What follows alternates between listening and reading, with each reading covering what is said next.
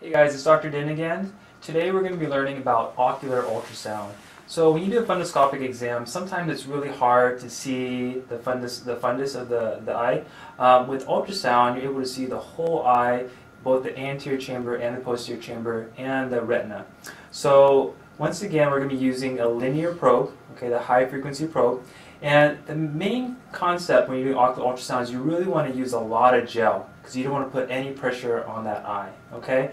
And another thing is you're really going to have to anchor your hand somehow so you're not putting pressure on. So I like to use my pinky and put it on the patient's maxillary bone, and I'll show you what that looks like, okay?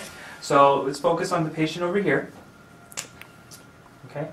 And you can see the probe over here. I'm going to be using a lot of gel. So as you can see, I am just looping this up right here, okay? So I don't want to put any pressure on his eye.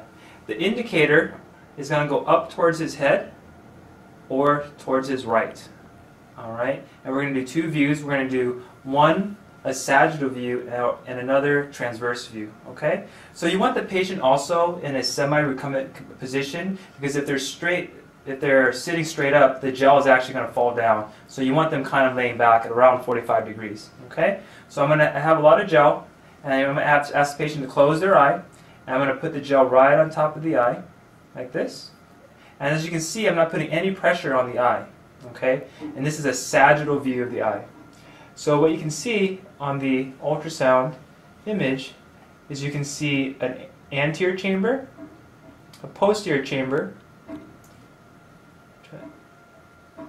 the lens, as well as the iris and the retina, okay? And what I'm doing here is I'm just fanning back and forth to make sure I see the whole portion of the eye, okay? Alright, so I'm just fanning back and forth. Right. And after I've seen that, I turn to a transverse view. I'm just turning that 90 degrees counterclockwise. Now the indicator is towards his right, and once again I'm looking for the same structures.